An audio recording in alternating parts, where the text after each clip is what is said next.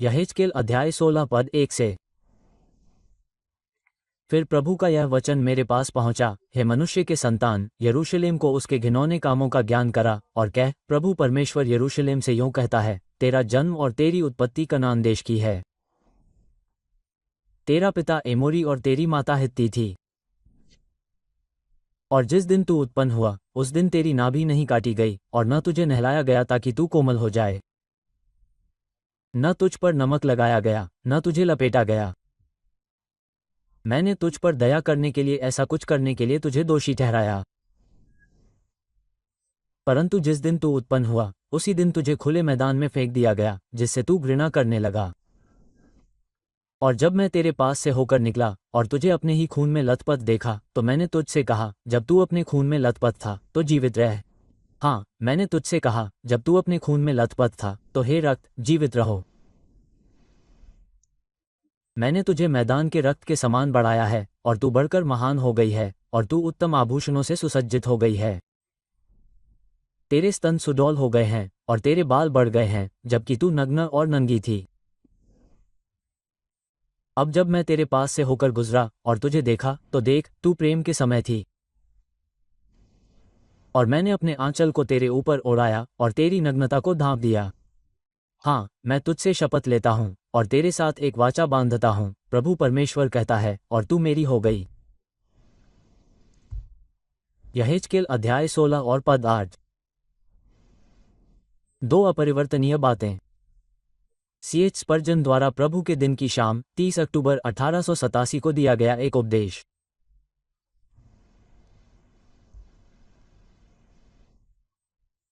पिछली गर्मियों में मैं गांव में एक छोटी यात्रा पर गया क्योंकि मुझे उस क्षेत्र में प्रचार करने और जाने का अवसर मिला जहां मैं एक छोटे बच्चे के रूप में रहा और जहां मैंने बाद में अपने कुछ स्कूली दिन बिताए। मेरे लिए सब कुछ बहुत ही दिलचस्प था। ये किसी भी अजनबी के लिए उससे कहीं ज्यादा दिलचस्प हो सकता था जो उस जिले में रहता था।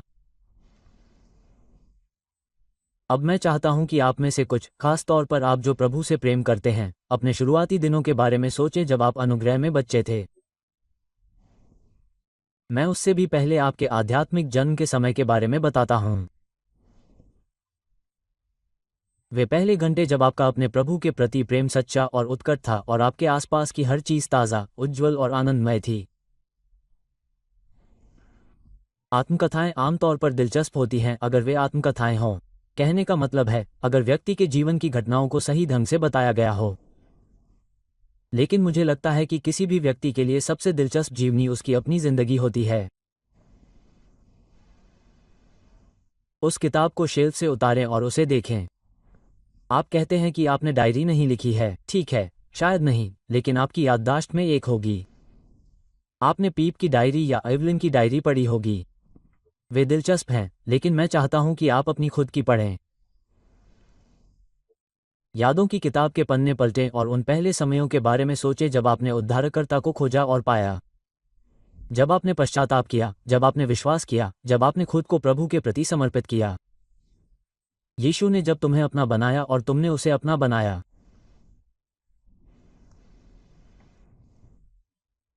मुझे यकीन है कि यह अभ्यास कई खुशनुमा विचारों को जगाएगा और मुझे उतना ही यकीन है कि यह कई पछतावे का भी संकेत देगा। लेकिन खुशी आपके लिए अच्छी होगी अगर यह आपकी कृतज्ञता को जगाए और पछतावा आपके लिए अच्छा होगा अगर यह आपकी पश्चाताप को गहरा करे। मैं चाहता हूं कि आप कुछ समय के लिए पीछे जाएं और सोचें कि भगवान ने आपके लिए तब क्या किया और उसके बाद से उन्होंने आपके लिए क्या किया है। आपको इस अतीत को देखने के लिए एक ऐसे अध्याय द्वारा बुलाया जाता है जैसे कि हमारे सामने, जो भगवान का खुद का बयान है कि उन्होंने चुने हुए राष्ट्र के साथ कैसा व्यवहार किया। यह एक दृष्टांत में भगवान की घोषणा भी है कि उन्होंने हमारे साथ कैसा व्यवहार किया है। वो इसे याद रखता है और वह चाहता है कि हम इसे याद रखें, और हमारे पाठ के शब्दों में वह हमें उस वाचा की याद दिलाता है जो उसने हमारे साथ की थी। हाँ, मैं तुमसे शपथ लेता हूँ और तुम्हारे साथ एक वाचा में प्रवेश करता हूँ, प्रभु ईश्वर कहता है, और तुम मेरे हो गए। प्रियजन, हमारे धर्मांतरण का समय, वह समय जब हमने खुशी से महसूस किया कि हम बचाए गए, यह एक वाचा का समय था। वाचा ईश्वर की भूमिका के रूप में हमारी खातिर मसीह के साथ पृथ्वी के अस्तित्व में आने से पहले ही की गई थी। ये पहाड़ों से भी पुरानी है। ये स्वयं ईश्वर जितनी ही प्राचीन है। लेकिन जहां तक हमारा सवाल है, जब हम प्रभु यीशु में विश्वास करते हैं, उनके प्रायश्चित बलिदान पर भरोसा करते हैं और उनकी कृपा के वादों पर निर्भर रहते हैं, तो यह वाचा हमारे साथ व्यवहारिक अनुभवात्मक संबंध में आती है। मैं दोहराता हूं कि परिवर्तित होने का समय वाचा का समय होता है। हमने ईश्वर के साथ एक वाचा की, फिर हमने कहा, ये हो गया, महान लेन देन हो गया, मैं अपने प्रभु का हूं और वो मेरे हैं। उन्होंने मुझे खींचा और मैं दिव्य वाणी को स्वीकार करने के लिए मंत्रमुग्ध हो गया। स्वर्ग ने जो गंभीर प्रतिज्ञा सुनी, वह प्रतिज्ञा प्रतिदिन सुनी जाएगी जब तक कि जीवन के अंतिम समय में मैं झुकता हूं और मृत्यु में एक प्रिय बंधन को आशीर्वाद देता हूं। वाचा भी ईश्वर की ओर से थी, क्योंकि उसने उन सभी को बचाने का वादा किया है जो उस पर भरोसा करते हैं, और वह वादा हमारा हो गया जब हमने उसके प्रिय पुत्र पर भरोसा किया। अनुग्रह की वाचा के सभी वादे खास तौर पर हमारे लिए किए गए वादे बन गए जब हमने प्रभु यीशु मसीह में विश्वास करके वाचा की मुहर प्राप्त की। ये कुछ अनोखी बात है कि इस अध्याय में परमेश्वर ने इस्राएल के वाचा के हिस्से के बारे में कुछ नहीं कहा है। ऐसा लगता है कि वह उसे इस तरह से छोड़ देता है जैसे कि उसका उल्लेख करना ही उचित न हो। राष्ट्र इसे पूरी तरह से भूल गया था और इसके प्रति इतना बेवफा था कि अध्याय का पूरा जोर इस बात पर है कि परमेश्वर ने क्या किया, उसने वाचा को कैसे निभाया। हालांकि लोगों के पाप उन्हें याद दिलाए जाते हैं, फिर भी प्रभु उनसे नहीं कहते, तुमने मुझसे वाचा बांधी थी। लेकिन वह कहते हैं, मैं तुमसे शपथ लेता हूं और तुम्हारे साथ वाचा बांधता हूं, प्रभु परमेश्वर कहता है, और तुम मेरे हो गए। इसलिए इस समय मैं उस वाचा के बारे में बहुत कुछ नहीं कहूंगा जो तुमने परमेश्वर के साथ की थी। तुम इसे मत भूलना, और यह मत भूलो कि तुम इसे अक्सर भूल जाते हो। आपने ईश्वर से वादा किया था कि आप उनके होंगे और आपने वादा करते समय इसका मतलब भी बताया था। आप जानते हैं कि आप उस वादे पर कितने खरे उतरे हैं। लेकिन मैं खुद को और आपको भी ईश्वर के साथ किए गए वादे को याद दिलाना चाहता हूं। उन्होंने हमारे लिए क्या करने का वादा किया और हमारे लिए क्या किया। इस विचार को अपने मन में बसाएं ताकि हमारे प्रभु के प्रति हमारा प्रेम फिर से बढ़े और हमें लगातार एहसास हो कि हम सचमुच उनके हैं, क्योंकि उन्होंने हमारे साथ एक वादा किया है। तो यहाँ हमारा पाठ है। हाँ, मैं तुमसे शपथ लेता हूँ और तुम्हारे साथ एक वाचा में प्रवेश करता हूँ, प्रभु ईश्वर कहता है, और तुम मेरे हो गए। इस पर मेरी टिप्पणी सबसे पहले ये होगी कि यह एक वाचा थी जो स्वेच्छा से की गई थी। दूसरी बात, यह पूरी तरह से प्रेम की वाचा थी। तीसरी बात, यह एक सबसे पक्की वाचा थी। और अंत में, मैं आपको यह दिखाने की कोशिश करूंगा कि इस वाचा के बहुत ही अनुग्रहकारी परिणाम हैं। सबसे पहले, यह एक वाचा थी जो स्वेच्छा से की गई थी। संदर्भ हमें बताता है कि जिस बच्चे के साथ परमेश्वर ने वाचा की थी, उस पर किसी का दावा नहीं हो सकता था। यह एक ऐसी वाचा थी जिसे उसने अपने प्रेम की महानता के कारण स्वयं अपने सुझाव पर की थी। क्योंकि इस्राएल राष्ट्र, जिसके बारे में वह बात कर रहा है, के वंश में ऐसा कुछ भी नहीं था जिससे ये पता चलता हो। प्रभु कहते हैं, तेरा जन्म और जन्म कनान देश का है, तेरा पिता एमोरी था और तेरी माँ हित्ती थी। उद्धरण चिन्ह। फिर भी यहोवा ने उस लोगों के साथ वाचा की। और अब, यदि आप अपनी वंशावली को देखें, तो आप में ऐसा क्या था जो सम्मान के योग्य था या सृष्टिकर्ता को प्रसन्न कर सकता था? कुछ लोग ऐसे हैं जो मानव स्वभाव की भ्रष्टता में विश्वास नहीं करते। यदि मैं स्वयं मानव स्वभाव का एक अच्छा नमूना हूं तो मुझे इसमें विश्वास करना ही होगा। और प्रत्येक व्यक्ति जिसने अपने हृदय का अवलोकन किया है और अपने भीतर निवास करने वाले पाप का थोड़ा भी ज्ञान रखता है, वह जानता होगा कि उसका मूल दूषित है, कि शुरू से ही बुराई और केवल बुराई की ओर झुकाव है। और इसलिए उसके जन्म में ऐसा कुछ भी नहीं है जो ईश्वर की कृपा पाने का हकदार हो।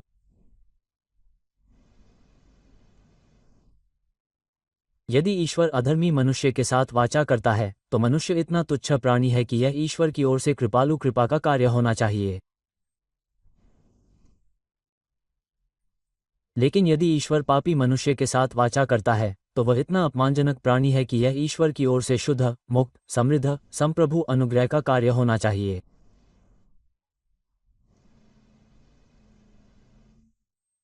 जब प्रभु ने मेरे साथ वाचा की तो मुझे यकीन है कि यह केवल अनुग्रह था, केवल अनुग्रह।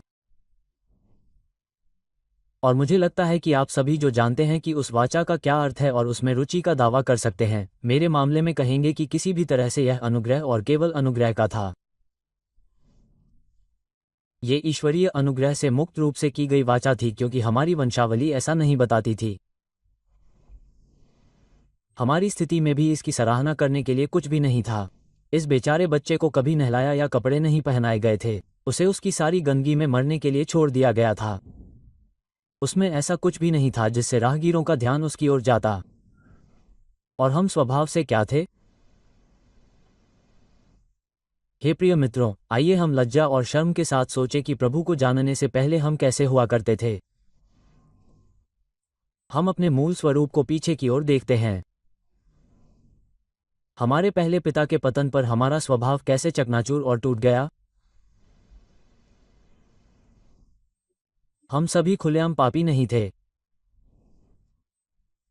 हालांकि अगर मैं शराबी, शपथ लेने वाले और व्यभिचारी और ऐसे ही लोगों की बात करूं तो मैं प्रेरित के साथ ये भी जोड़ सकता हूं, और तुम में से कुछ ऐसे थे, लेकिन तुम धोए गए हो। और हम में से कुछ जिन्हें इन बुरे रास्तों पर चलने की अनुमति नहीं थी, फिर भी हमारे दिलों, हमारे विचारों, हमारे स्वभाव और हमारी आत्मा के साथ हमने भगवान की दृष्टि में गंभीर पाप किए। जब मैं याद करता हूं कि मेरा दिल अशुद्ध जानवरों और पक्षियों का कितना बड़ा अड्डा था, मेरी नवीकरण न होने की इच्छा कितनी मजबूत थी, ईश्वरीय शासन की संप्रभुता के खिलाफ कितना हठ और विद्रोही। मैं हमेशा अपने पिता के घर में सबसे निचले स्थान पर रहना चाहता हूं। और जब मैं स्वर्ग में प्रवेश करूंगा तो मैं सब संतों में से छोटे से भी छोटे और सबसे बड़े पापियों के साथ जाऊंगा। हाँ प्रिय मित्रों, ये बिल्कुल सच है कि हमारी स्थिति में ऐसा कुछ भी नहीं था कि हम परमेश्वर के सामने प्रशंसनीय हो पाते या वह हमारे साथ वाचा बांधने को प्रेरित हो पाता।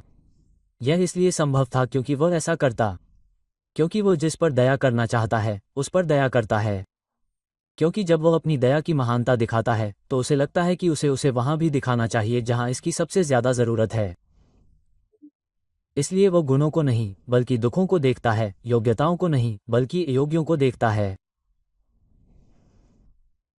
अपने अनुग्रह के धन के अनुसार वह हम में से सबसे बुरे लोगों पर भी दया करता है, हमारे पापों को क्षमा करता है, हमारे अपराधों को नजरअंदाज करता है और हमारे अधर्म को मिटा देता है। इसलिए यह एक ऐसी वाचा थी जो बिना किसी स्वार्थ के की गई थी क्योंकि हमारी स्थिति में ऐसा कुछ नहीं था जिससे इसकी प्रशंसा की जा सके। यह एक ऐसी वाचा भी थी जो बिना किसी स्वार्थ के की गई थी क्योंकि हमारी सुंदरता में ऐसा कुछ नहीं था जिससे इसकी पुष्टि हो सके। वास्तव में हम में से कोई भी ऐसी चीज नहीं थी जो सुंदर और सुंदर कही जा सके। क्या अब तुम पश्चाताप कर रहे हो? परंतु उस समय तुम्हारा हृदय पत्थर से भी अधिक कठोर था।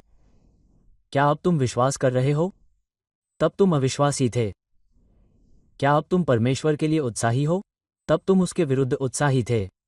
या यदि नहीं तो तुम ईश्वरीय चीजों के प्रति बिल्कुल उदासीन थे। क्या तुम में कोई सद्गुण है? क्या कोई प्रशंसा है? क्या कोई अच्छी प्रतिष्ठा है?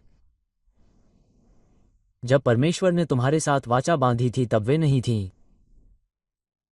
यदि इस दृष्टांत में वर्णित पत्नी में कोई सुंदरता थी तो वह विवाह के बाद थी, परंतु निकाले जाने से पहले वो विकसित नहीं हुई थी। जो कुछ भी था वो अविकसित था और अभी भी अशुद्ध था। और जिस दिन यीशु ने हमें अपने पास ले लिया और हमने उसे अपना उद्धारकर्ता माना, उस दिन तक उसकी कृपा का कुछ भी स्पष्ट रूप से हम पर प्रकट नहीं हुआ था। वो पूरी तरह से अनुपस्थित था।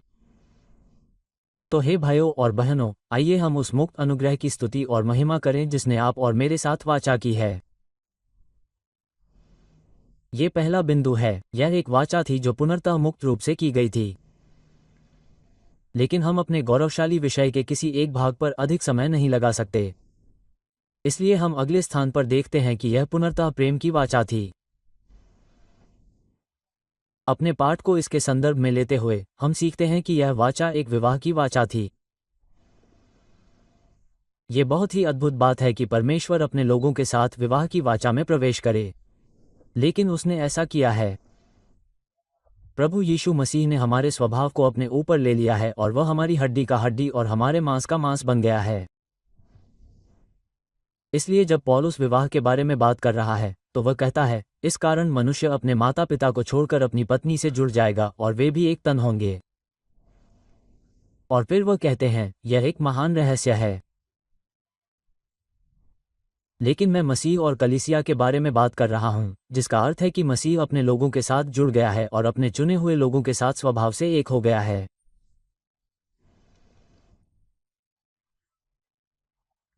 प्रभु यीशु मसीह ने अपने लोगों को अपने साथ जोड़ लिया है, जैसे पत्नी अपने पति से जुड़ती है। वे एक हो जाते हैं। और इसी तरह मसीह अपने लोगों को अपने साथ एक बनाता है। ये कहना बहुत आसान है, लेकिन इसे समझना और समझना लगभग असंभव है। क्या ये सचमुच ऐसा हो सकता है, मेरी आत्मा, कि तुम ईश्वर के पुत्र से विवाहित हो? क्या ये सचमुच ऐसा है कि वह कहता है, हाँ, मैं तुमसे शपथ लेता हूँ और तुम्हारे साथ एक वाचा में प्रवेश करता हूँ, और वह वाचा एक विवाह की वाचा है जिसके द्वारा उसने अपने सभी लोगों को अपने साथ अपने हृदय में जोड़ा है, अनंत काल तक। अगर आप उस विचार को पकड़ सकते हैं और उसका पूरा आनंद लें। लेकिन इस अद्भुत कृपा के लिए भगवान को महिमा दें। ऐसे प्रेम पर मेरी आत्मा अभी भी विचार करती है।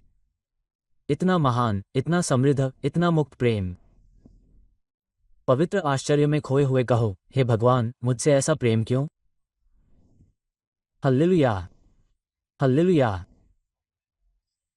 अनुग्रह अनंत काल तक राज करेगा।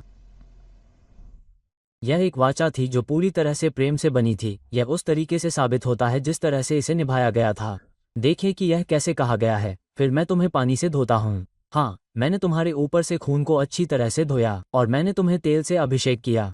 मैंने तुम्हें कड़ाईदार कपड़े पहनाए और तुम्हें बिज्जू की खाल से धनका। और मैंने तुम्हें महीन लिनन से कमरबंद किया और मैंने तुम्हें रेशम से धनका। मैंने तुम्हें आभूषणों से भी सजाया। और मैंने तेरे हाथों में कंगन पहनाए और तेरे गले में एक जंजीर और तेरे माथे पर एक गहना और तेरे कानों में बालियां और तेरे सिर पर एक सुंदर मुकुट रखा। और इसी तरह ये सब प्रेम का एक करार है, क्योंकि ये सब प्रेम के प्रतीक हैं, प्रियतम को प्रेम के उपहार हैं। अब क्या आप पीछे जाकर याद करेंगे कि आपको प्रभु से ये उपहार कब मिले थे? क्या आपको याद है जब आपके कानों में बालियां लटकी हुई थीं? ओह, वो सुनना कैसा था? तब आप प्रचारक पर बड़बड़ाते नहीं थे। जब भी मौका मिलता था, आप उसे सुनने का आनंद लेते थे। आप सुबह जल्दी उठते थे और कड़ी मेहनत करते थे ताकि आधी छुट्टी मिल सके और आप जाकर सुसमाचार सुन सकें। तब आपके कानों में बालियां लटकी हुई थीं। और ओह, आप ईश्वर में कितने आनंदित होते थे जब उसने आपको दिव्य मंजूषा से विनम्रता, धैर्य, उत्साह और प्रेम और सभी कीमती रत्न दिए थे। आपको शायद ही लगता था कि आपके पास वे हैं, लेकिन दूसरे लोग उन्हें देख सकते थे और वे आपको बताते थे कि वे आपके पास हैं। और वे कभी कभी कहते थे, ईश्वर ने अपनी कृपा से आपको कितना सुंदर बनाया है। क्या आपको याद है? मुझे आशा है कि आप उन खुशनुमा पलों को नहीं भूले होंगे जब आपको प्रेम के प्रतीक इतने ताज़ा और बार बार मिलते थे। वो शाम के ध्यान कितने आनंददायक थे। आधी रात को बिस्तर पर बैठकर अपने प्रभु की उपस्थिति का आनंद लेना। वो सुबह की प्रार्थनाएं, वो शांत सैर। ओह, धर्मशास्त्र के कई पाठ कितने अनमोल थे। जब ईश्वर की आत्मा आपके पास आती थी तो आप कितने प्रसन्न होते थे जब वह आपकी आत्मा को यह और वह महान सत्य अत्यधिक सांत्वना के साथ समझाती थी।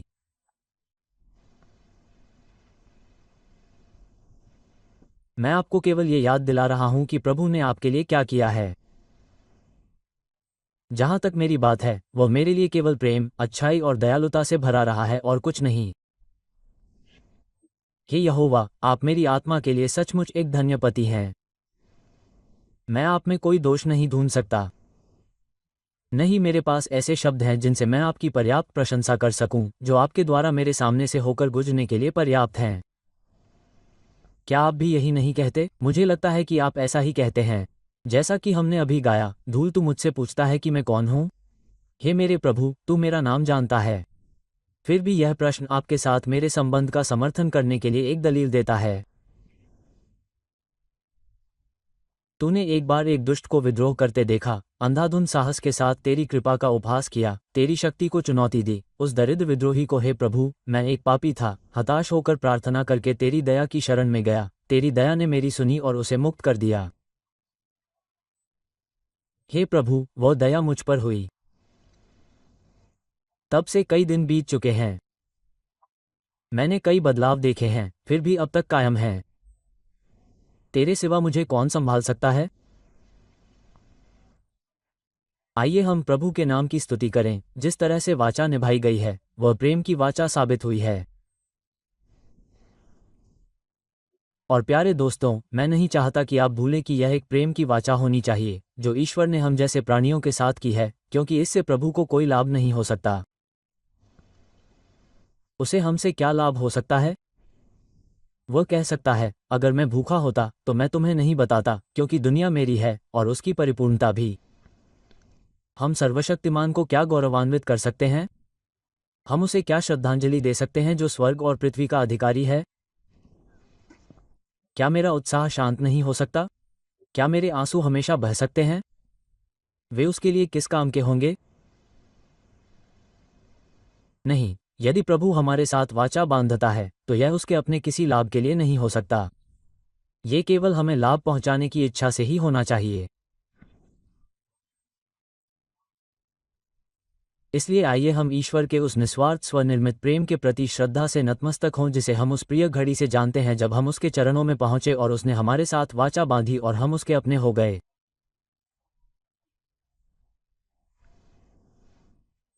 निश्चय ही मैंने इस विषय पर इतना कुछ कह दिया है कि ईश्वर के सभी लोगों के मन में कृतज्ञता के अनेक विचार उत्पन्न हो सकते हैं।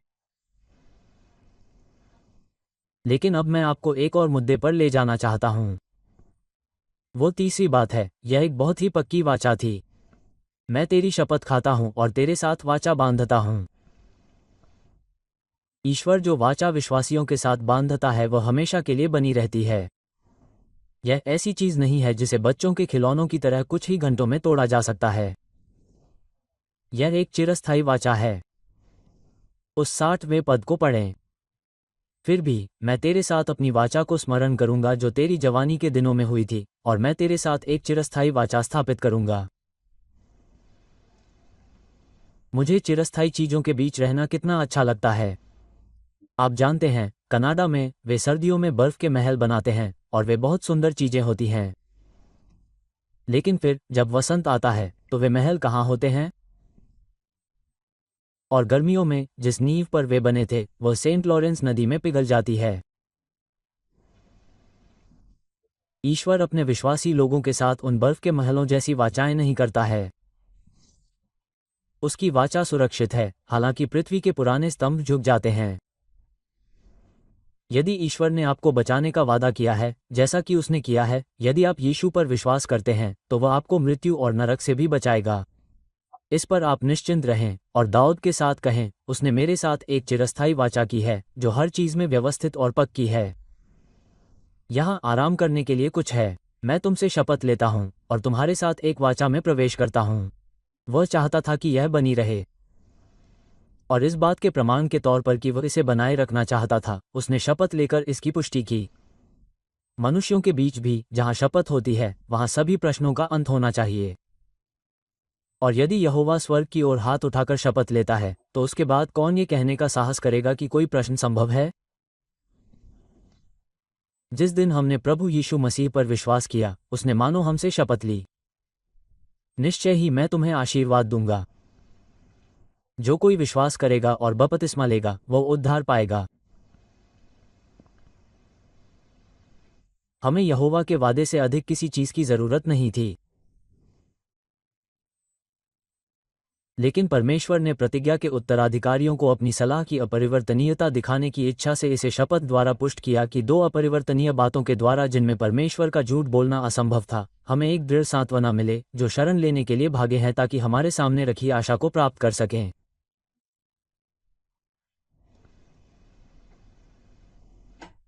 हे मेरे प्राण, तू शांति से भर जा, क्योंकि जिस परमेश्वर ने तुम्हारे साथ वाचा बांधी है, उसने उस वाचा को शपथ द्वारा पुष्ट किया है। उसकी शपथ, उसकी वाचा और उसका रक्त डूबते हुए जल में मेरा साथ देते हैं। जब मेरी आत्मा चारों ओर से हार मान लेती है, तब वही मेरी आशा और सहारा होता है। मैं मसीह पर दृढ़ चट्टान के रूप में खड़ा हूं, अन्य सभी भूमि रेत के समान है। शपथ से भी अधिक दृढ़ वाचा बनाने के लिए मनुष्य बलिदान द्वारा उसे सील करने के आदी थे। उन्होंने हाथ मिलाए और फिर कहा, आओ हम एक बैल को मारें, आइए हम एक मेमने को मारें, और उसका लहू इस बात का प्रतीक होगा कि यह वाचा हमारे बीच बनी है। उद्धरण चिन्ह। अब प्रियजन, तुम जो विश्वास करते हो, तुम्हारे पास अनुग्रह की वाचा को दृढ़ करने के लिए प्रभु यीशु मसीह का बहुमूल्य लहू है, जो एक निष्कलंक और निष्कलंक मेमने का है। परमेश्वर इसे तोड़ नहीं सकता। यदि तुम यीशु पर विश्वास करते हो, तो वह तुम्हें अपने पुत्र के जीवन और मृत्यु की प्रतिज्ञा के द्वारा बचाएगा। यदि तुम सचमुच विश्वास करते हो कि यीशु मसीह है, तो तुम परमेश्वर से उत्पन्न हुए हो। यदि तुम विश्वास करते हो कि परमेश्वर ने उसे मृतकों में से जिलाया है, तो तुम बच जाओगे। यदि तुम केवल उसी पर भरोसा रखते हो, तो वह तुम्हें नहीं छोड़ेगा, क्योंकि उसके पुत्र का बलिदान शाश्वत वाचा बनाता है। जरूर। क्या यीशु के खून को अनंत वाचा का खून नहीं कहा जाता है? और यहाँ हम वाचा को निश्चित रूप से स्थापित होते हुए देखते हैं। मैं चाहता हूं कि आप हमारे पाठ पर ध्यान दें कि वाचा को परमेश्वर ने याद रखा है। वही है जो कहता है, मैं तेरी शपथ खाता हूं और तेरे साथ वाचा बांधता हूं। वो इसे भूलता नहीं है, वो इसे भूलना नहीं चाहता है, वो इसे भूलने का इरादा नहीं रखता है।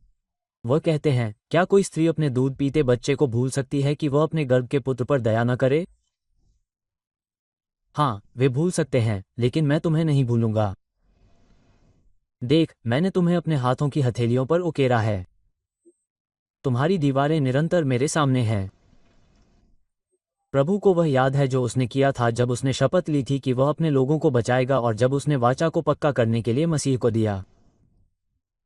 फिर भी, यह वाचा उसके द्वारा हमेशा के लिए याद रखी जाएगी।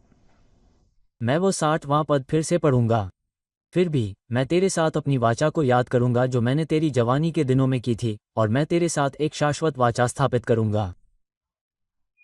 और फिर 62वां पद, और मैं तेरे साथ अपनी वाचा स्थापित करूंगा, और तुम जान लोगे कि मैं प्रभु हूं।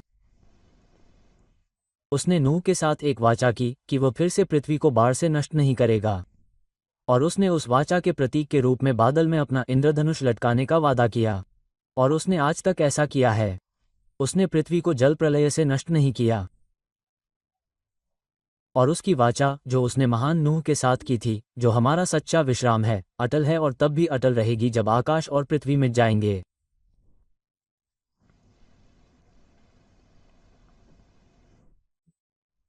मैं चाहता हूं कि आप इस अद्भुत कृपालुता के लिए गहरी कृतज्ञता के साथ सोचें कि ईश्वर ने आपके और मेरे साथ ऐसी वाचा की है। यदि मैं कुछ लोगों द्वारा बताए गए अस्थायी और दिखावटी उद्धार पर विश्वास करता, जो केवल कुछ समय के लिए रहता है, तो मैं शायद ही इसके लिए आभारी होता। लेकिन जब मैं जानता हूं कि जिन्हें ईश्वर बचाता है, वह उन्हें एक शाश्वत उद्धार के साथ बचाता है। जब मैं जानता हूं कि वह उन्हें एक शाश्वत धार्मिकता देता है। जब मैं जानता हूं कि वह उन्हें शाश्वत प्रेम की शाश्वत नींव पर स्थापित करता है और वह उन्हें अपने शाश्वत राज्य में ले जाएगा। ओह, तब मैं आश्चर्यचकित और चकित हो जाता हूं। ऐसा आशीर्वाद आपको और मुझे दिया गया है। मेरी आत्मा को रोकें, आराधना करें और आश्चर्यचकित हों। पूछें, ओह, मुझसे इतना प्रेम क्यों? शांत होकर बैठो और तब तक ध्यान करो जब तक कि इस अद्भुत प्रेम के कारण तुम्हारे हृदय में आग न लग जाए।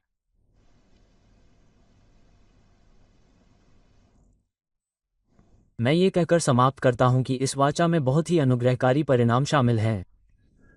मुझे पाठ को फिर से पढ़ने दो। हाँ, मैं तुमसे शपथ लेता हूँ और तुम्हारे साथ एक वाचा में प्रवेश करता हूँ, प्रभु परमेश्वर कहता है, और तुम मेरे हो गए। उन अंतिम 3 शब्दों को फिर से पढ़ें। तुम मेरे हो गए। प्रियजन, यदि परमेश्वर ने हमारे साथ वाचा में प्रवेश किया है, तो हम प्रभु के हो गए हैं। तुम पहले किसके थे? दुनिया के, तुम्हारे अपने, शैतान के? ठीक है, हम कई दावों से विवाद नहीं करेंगे, लेकिन अब तुम सच में कह सकते हो, हे प्रभु हमारे परमेश्वर, तुम्हारे अलावा अन्य प्रभुओं ने हम पर प्रभुत्व किया है, लेकिन केवल तुम्हारे द्वारा हम आपके नाम का उल्लेख करेंगे। तुम मेरे हो गए। क्या आपको वह स्थान याद है? शायद यह आपका अपना छोटा कमरा था जहां आप एक युवा के रूप में लंबे समय तक प्रार्थना करने और रोने के बाद बैठे थे और आखिरकार आपको लगा कि यीशु आपके हैं और आप शांत बैठे थे और आपने खुद से कहा था, हाँ, मैं उनका हूँ। मेरे हर हिस्से को उसने अपने खून से खरीदा है। मैं उसका हूँ। उद्धरण चिन्ह। क्या तुम्हें वो पहले कुछ दिन याद हैं जब तुम कुछ भी करने से डरते थे कि कहीं तुम अपने प्रियतम को दुखी न कर दो?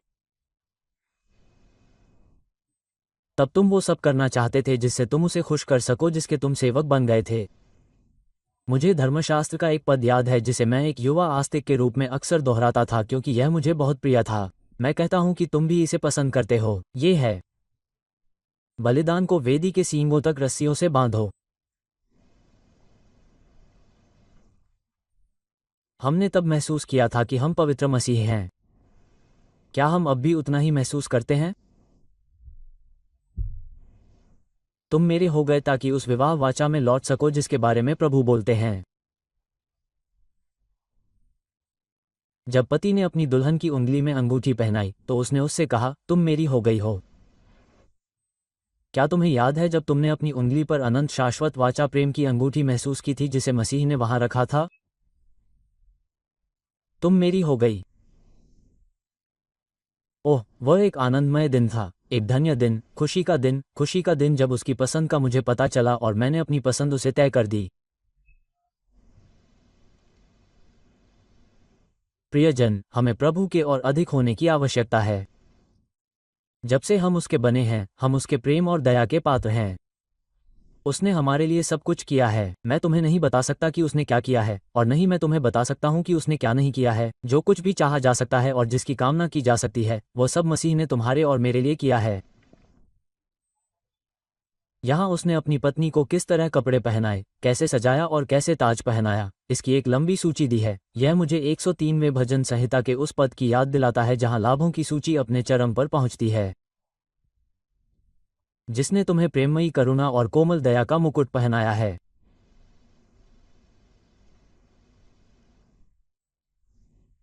अब इस वाचा के आशीर्वादों का अनुभव करने के बाद हमें अपने प्रभु यीशु मसीह से पहले से कहीं अधिक प्रेम करना चाहिए, और हमें यह महसूस करना चाहिए कि हम अपने जीवन में पहले से कहीं अधिक पूरी तरह से उसके हैं।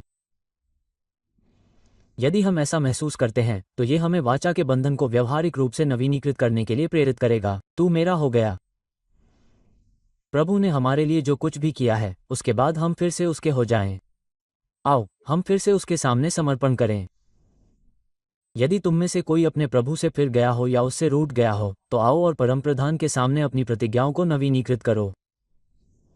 मेरे साथ कहो, हे मेरे उद्धारक, मैं तुम्हारे प्रति समर्पण करने के लिए पश्चाताप नहीं करता, लेकिन मैं पश्चाताप करता हूं कि मैंने तुम्हारा पूर्ण रूप से होने के अपने संकल्प को पूरा नहीं किया। अगर मैंने पहले कभी तुम पर भरोसा नहीं किया और तुमसे प्यार नहीं किया, तो मैं अब तुम पर भरोसा करना और तुमसे प्यार करना चाहूंगा, क्योंकि तुम अत्यंत प्यारे हो। तुम हर मुक्त पुरुष और महिला के भरोसे के योग्य हो।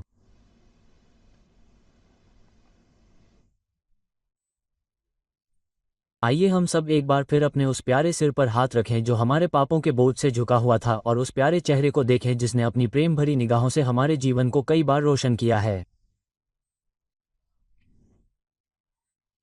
और आइए अब हम अपने आप को पूर्ण रूप से, पूर्णता से, खुशी से फिर से उसके सामने समर्पित कर दें जिसके हम हैं और जिसकी हम सेवा करते हैं।